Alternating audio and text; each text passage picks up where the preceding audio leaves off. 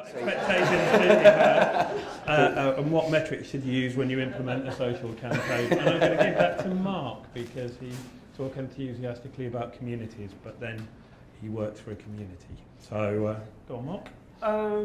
So what metrics should you use? I think one of the most important areas to think about in terms of when you go into social, for the first instance, is making sure that you choose the right social channels to do so.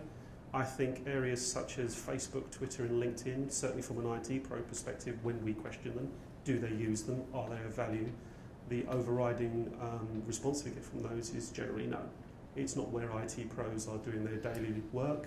It's not where problems and discussions and IT projects are being learned and where information is being gathered. So I would hesitate caution on using horizontal social networks as part of that practice.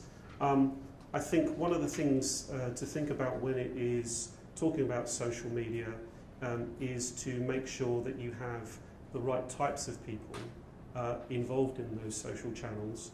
So marketers yourselves involved in those, I think it has some value, but I certainly feel, or we feel, that the best results are actually from those people within inside of your organisations who are actually from a technical background. Very often you'll get people with their hands up who are in post-sales. They're looking for support. They come inside of a community who, to all intents and purposes, can answer the question actually quicker than they can on a premium phone line to many of you guys. And in fact, a bunch of our research has shown that the average response time and best answer to a question posed within Spiceworks' social community is under 2 minutes. So ultimately these guys are coming into social channels to get their job done, to answer questions, to get feedback and to plan their IT projects. So in terms of the metrics that you should be using is, first off, make sure that you've got the right people who are involved in those social channels. Technical guys are very, very good. I think that you can also, it doesn't have to be always on for vendors to be inside of social channels.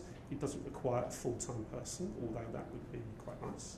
But certainly there's different mechanisms that you can use in order to make sure that you're both timely, keywording, and making sure that you're responding to people in a manner that isn't selling to them but is providing good experience of you as a brand. But then in terms of what do you get out of it, you will get live sales leads out of social. There's no doubt about that.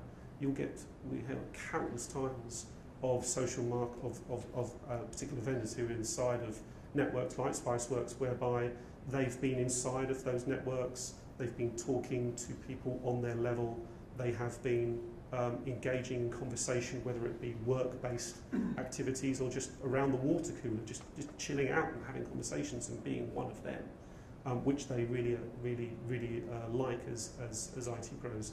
And certainly you will, in those environments, if you are not trying to sell, if you're being very honest in your discussions and you're being as one with that community, those IT pros will put up their hand and say, hey, I'd like to talk to you about what we can do here.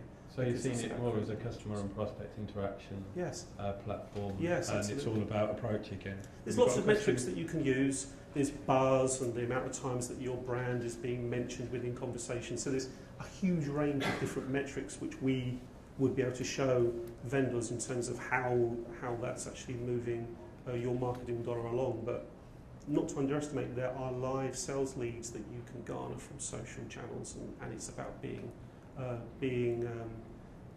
there at the right time, but always being